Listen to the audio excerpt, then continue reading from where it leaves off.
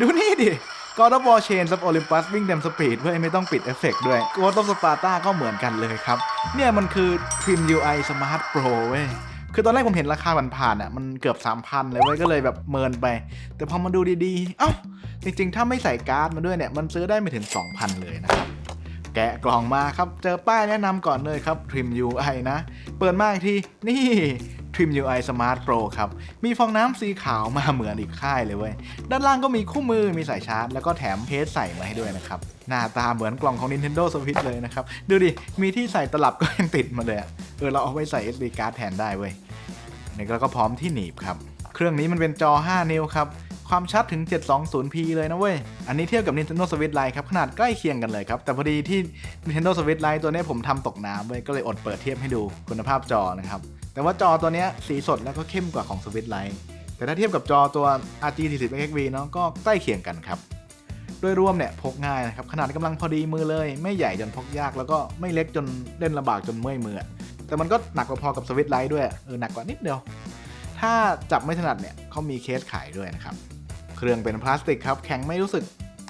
กองแกงเลยนะครับแต่เล่นนานๆเนี่ยความร้อนจะกระจุกอยู่ฝั่งด้านขวาของเคสนะครับโดยรวมเนี่ยออกแบบหน้าตามาคล้ายกับวิต้าเลยเว้ยการวางปุ่มอะไรต่างๆเนี่ยคือแบบเหมือนกันหมดเลยอะล็อกก็กดลงไม่ได้เหมือนกันเว้ยทำให้บางเกมที่ต้องกดล็อกหรือปุ่มแบบ L2 L3 เนี่ยมันกดไม่ได้แต่เกมเก่าที่เครื่องนี้มันเล่นได้ส่วนใหญ่ก็ไม่ได้ใช้นะครับที่เสียดายคือเอามาเล่น Moonlight สตรีมเกมจากคอมหรือว่าเกมสมัยใหม่ที่ใช้ผ่านพอร์ตมาสเตอร์มันไม่มีมันกดไม่ได้เกมพวกนั้นส่วนใหญ่ก็จะให้กดส่วนปุ่ม D-pad เนี่ยเป็นแบบชิ้นเดียวนะครับกดหนึบดีเนาะตัว ABXY ก็เหมือนกันเลยใช้งานเล่นเกมได้ปกติครับมาเป็น layout ของ Nintendo เนาะตัว A อยู่ขวาแล้วก็ปุ่ม L1 L2 R1 R2 ก็อยู่บนล่างเหมือนจอยสมัยนี้เลยนะครับดูมันก็คล้ายกับ Switch ได้เลยนะแค่ตัวเล็กกว่าแล้วก็อ้วนกว่า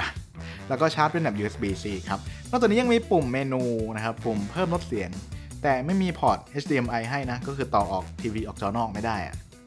แล้วก็มีปุ่ม FN นะครับเป็นสวิตช์ก็แก๊กตรงนี้นะครับสวิตช์เป็นแบบเอาไว้ปรับค่าฟังก์ชันเสริมเนาะจะมีพวกปิดไฟ LED เปิดปิดเสียงอะไรพวกนี้นะครับแล้วก็มีโหมด Performance เท่าที่ผมลองมาเนี่ยเครื่องร้อนขึ้นแต่แรงขึ้นนิดเดียวเองแบตก็หมดไวขึ้นเยอะเลยนะครับแล้วก็ใช้ไปก็เสียวมันโอเวอร์ฮีทมันจะพังกลัวมันจะพังเลยไม่ได้เปิดใช้นะครับเพราะว่าชิปเซตเนี่ยมันแรงอยู่แล้วนะครับเป็น Allwinner A133 แรงกว่าที่700ที่อยู่ในเครื่อง Anbonic หน่อยหนึ่งนะครับเกม PSP เนี่ยเล่นได้ลื่นกว่าเลยแล้วที่ผมชอบมากคือเวลากดเปิดปิดตรงเนี้ยมันเข้าโหมดสลีปไว้มันจะใช้ไฟน้อยมากแต่ว่าเกมก็ยังเล่นไปเลยนะต้องกดพอสเกมก่อนถึงจะหยุดเท่าที่ผมลองมาหยิบเล่นวางตอนทำงานอะไรเงี้ยเนาะก็อยู่ได้เป็นอาทิตย์เลยครับแต่ถ้าเล่นต่อเนื่องเนี่ยก็น่าจะได้ประมาณ4ชั่วโมงนะแล้วแต่เกมแถมหูฟังบลูทูธก็ใช้ได้ด้วยนะครับเพราะว่าเครื่องเนี้ยลำโพงมันเสียงมันก้องแก๊งไปหน่อยเว้ยแถมไม่มีรูเอาเสียงออกมาได้ด้วยนะแปลกมากเลย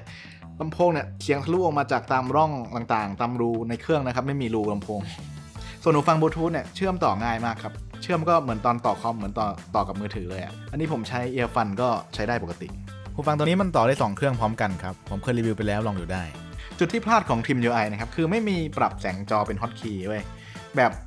ทั้งเครื่องกดตรงไหนก็ได้เหมือนของ Anbonic นะที่มันอยู่ในเมนูอยู่ในเกมก็กดได้หมดครับอันเนี้ยเมนูมันซ่อนอยู่ในเซตติ้งเลยเพราะงั้นเนี่ยต้องปรับให้เรียบร้อยก่อนนะครับค่อยเริ่มเล่นเกมแต่ว่าอย่างแบบ ถ้าเล่นเกมตอนกลางคืนแล้วก็ตอนเช้าเราแดดออกเงี้ยแล้วแดด2จอปุ๊บมองไม่เห็นปรับไม่ได้เลยนะครับนี่ต้องออกจากเกมอย่างเดียวแล้วกลับไปที่เมนูก็ใช้งานลำบากเหมือนกันครับจุดนี้แต่ว่าก็คงไม่ได้น่าจะใช้บ่อยนะก็เปิดสว่างๆไปจอมันก็สวยดีแต่ว่าที่ว่ามาทั้งหมดเนี่ยมันเป็น OS เป็นตัวเฟิร์มแวร์ที่มากับเครื่องนะครับซึ่งคือโคตรดีแล้วว่าอินเทอร์เฟซเนี่ยทำมาสวยมากเลยนะครับผมคิดว่าเขาทำ UI ก่อนเครื่องอีกเนาะดูจากชื่อดิ Trim UI Smart Pro นะครับแต่มีอีกตัวหนึ่งที่ชื่อ Cosmic อันนี้ชาวเน็ตบอกว่าดีกว่าแล้วก็ลงพอร์ต Master เอาไว้เล่นเกมคอมได้ด้วยเนาะเดี๋ยวมาเล่าให้ฟังอีกทีหนึ่งครับกด Subscribe ติดตามเอาไว้รอได้เลยครับแล้ว Trim UI Smart Pro เนี่ยนะครับมีหน่วยความจำในเครื่องมาด้วยถึง8 กิกเลยที่ใส่เป็น OS ตัวนี้มาให้นะครับเพราะงั้นเนี่ยมันเปิดเครื่องแบบไม่ต้องใส่การ์ดได้แต่ก็ไม่รู้ว่าเกมใส่ในตัว on-board ยังไงเนาะปกติก็ใส่ในการ์ดตลอดนะครับแล้วก็ถ้าซื้อเครื่องเปล่ามาเนี่ยหาเป็น micro SD การ์ดเปล่านะครับใส่เครื่องได้เลยนะแต่ว่าถ้าเป็นการ์ดเก่าเนี่ยอย่าลืม format เป็น FAT32 ครับเสร็จแล้วเปิดเครื่องขึ้นมานะครับเลือกที่แอปเลือก USB storage นะครับแล้วก็ต่อสายกับคอมได้เลยอันเนี้ยมันจะอ่าน การ์ดผ่านเครื่องไว้ไม่ต้องถอดการ์ดออกมาเสียบคอมมันใช้เครื่องเป็นการ์ดรีดเดอร์ได้เว้ยแต่ว่าจะช้าหน่อยนะครับเพราะว่าความเร็วแค่ USB 2 ก็วิ่งประมาณ5 เมกเลยก็รอไปแต่ไม่ต้องลำบากถอดไงจากนั้นก็โหลดไฟล์นี้นะครับเดี๋ยวใส่ลิงก์ไว้ให้ด้านล่างนะครับแล้วก็แตกโฟลเดอร์เข้าไปวางในเครื่องได้เลยครับ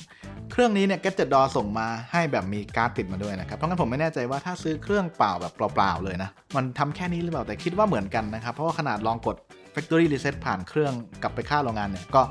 เอาไฟล์ใส่แค่นี้แหละนะครับก็เล่นได้เลยนะอย่างผมเนี่ยจะลองเกม PSP เนาะก็ก๊อปไปครับแล้วถ้ามีเกมเครื่องอื่นๆนะครับก็เอาไปวางให้ถูกเครื่องครับแค่นี้ก็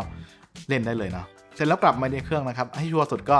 ปิดเปิดใหม่รอบนึงนะครับกดปุ่ม power ค้างไว้ power off แล้วก็ on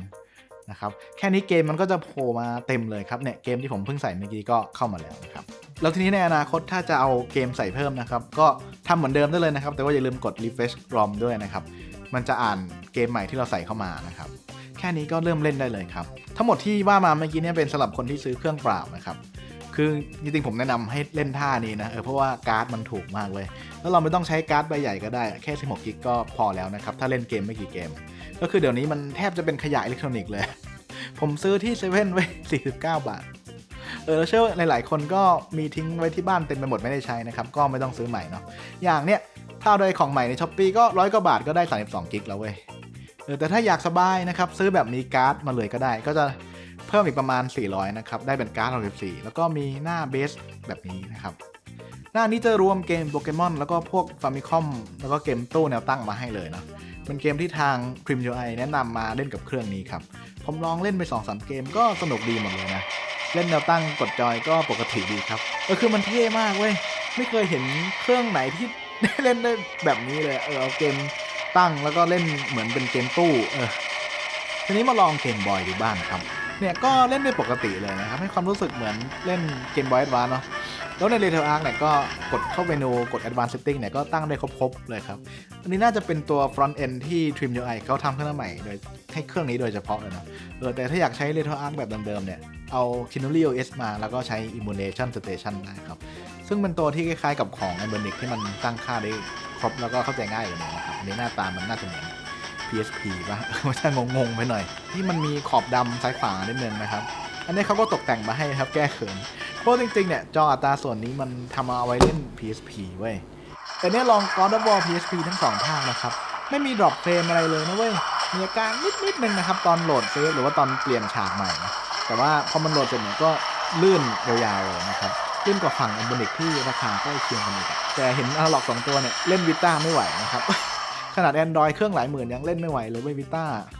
ว่าผมว่าในอนาคตเนี่ยเขาจะเปลี่ยน CPU ตัวนี้นะครับให้เล่น Vita ไหวแต่ตัวนี้ก็เล่นได้ถึงแค่ PSP แค่นั้นนะครับ Burnout Legend นะครับลื่นปลื้ดเลยเว้ยแถมปรับเป็นคูณ 2 ได้ด้วยให้มันวิ่งที่ 720p นะครับเท่ากับขนาดจอเลยหรือว่าเหมือนกับเล่นบนเครื่องสวิตช์เลย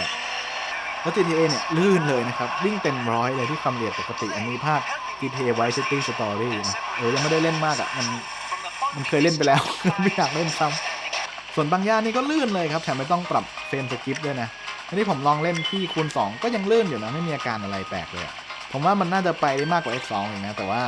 จอมันก็เล่นได้แค่นี้นะครับปรับมากกว่านี้ก็เปลืองแบบเปล่าๆมันเห็นความต่างแล้วบางย่านมันมีติดบั๊กนิดนึงนะผมแนะนำให้ไปรีเซ็ตค่าใน PPSCP นะครับก็เล่นได้เลย Kingdom Hearts Birth by Sleep ก็เล่นได้ลื่นๆเลยครับ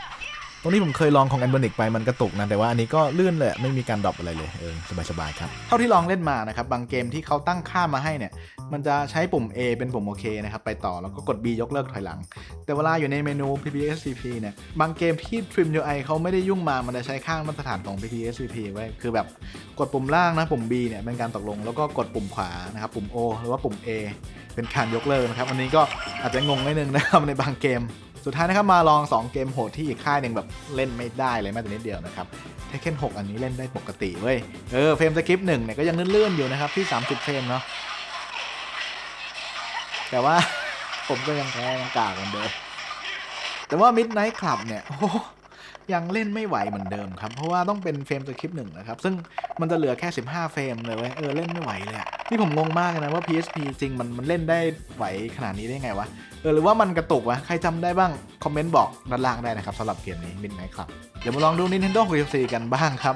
อันนี้เป็น Mario 64 นะครับก็เล่นได้สบายๆเลยนะอันนี้เขาตั้งค่าAnalog คู่มาให้สำหรับเกมนี้ด้วยเนาะเพราะว่า Nintendo 64เนี่ยอนาล็อกเดียวใช่ไหมอันนี้หมุนอนาล็อกแล้วก็ปรับกล้องได้ด้วยครับส่วนเกมใน Play 1ก็ลื่นๆเล่นได้หมดสบายๆเลยครับแล้วบางเกมเนี่ยเปิดเป็นไวสกรีนเพิ่มได้ด้วยนะเนี่ยอย่างเวิร์มทัวร์นะครับมันตั้งเป็นไวสกรีนได้เลยตั้งในเกมก่อนแล้วก็ไปตั้งใน Retro Arc นะครับหน้าเมนูเลือกเป็น6:9เกม Play 1ที่จะมีแบบนี้เนี่ยมันจะเป็นเกมช่วงท้ายๆและช่วงแบบใกล้ Play 2จะออกแล้วเราในหน้านี้นะครับมีอัตราส่วนจอแปลกๆเต็มเลยฮะแต่ว่าเราใช้แค่6:9ครับอย่างเกมหนอนเกมนี้มันออกมาช่วงทีวีเริ่มเป็นจอกว้างแล้วไงเดี๋ยวนะกดอะไรวะยิงปะยิงอ้าวเฮ้ยโอ้เอามันสีเดียวกันนะพวกเดียวกันตกน้ำมันโธ่จริงๆผมเล่นเกมนี้เก่งมากเลยนะครับแล้วก็มีเกม Ape Escape อีกนะครับเกมนี้มันเป็นเกมสำหรับ DualShock เว้ยซึ่งอันนี้คือจอย DualShock แล้วนะมีสั่นมีอนาล็อก2ข้างเนี่ยครั้งแรกที่เปิดเกมขึ้นมามันจะวายว่าเราไม่ได้เสียบ DualShock อยู่ก็ให้ไปที่ Quick Menu ไปที่ Controller แล้วก็เลือก DualShock จากนั้นก็ไปเซฟค่านี้ไว้สำหรับเกมนี้นะครับเสร็จแล้วพอเราบูตเกมขึ้นมาใหม่เนี่ยมันไม่วายแล้วเนี่ยก็เล่นได้ปกติเลยเว้ย Ape Escape เกมนี้มันเป็นเกมแรกๆที่ใช้อนาล็อกคู่หรือมันให้เดินอนาล็อกซ้ายแล้วก็ให้ฟันอนาล็อกขวาไม่ใช่ปรับกล้องนะเว้ยให้ฟันอนาล็อกขวาแปลกดีก็เล่นได้ครบทุกปุ่มนะครับก็โอเคผมว่า Trim UI Smart Pro เนี่ยเล่น PSP ดีมากๆเลยครับด้วยความที่ทรงมันออกแบบมาสำหรับ PSP เลยนะเนี่ยเล่นได้เต็มๆเลยนะครับจอใหญ่ปุ่มถนัดพกง่ายนะครับใส่เกมก็ง่ายมีแค่ Midnight Club นี่แหละครับที่เล่นไม่ได้แต่ว่า God of War ทั้ง2แล้วก็ GTA ทั้ง2ภาคบน PSP เนี่ยก็ปาไปเจอ100 ชั่วโมงแล้วนะครับแล้วเกม PSP เนี่ยมีเกือบ 2,000 เกมเลยนะเว้ยผมว่ายาวๆเครื่องนี้แล้วเกม PSP หลายเกมก็ไม่ได้หนักแบบ Midnight Club ขนาด Tekken 6เนี่ยยังเอาอยู่เลยนะเว้ยถ้าซื้อมาแบบไม่มีการ์ดนะถูกมากสำหรับเครื่องทรง PSP แบบนี้นะครับแต่ถ้าดูอีกทรงหนึ่งเป็นทรงแบบเกมย้อนวัยผมเคยรีวิวเป็น RG 40 XB ไปแล้วลองดูได้ครับ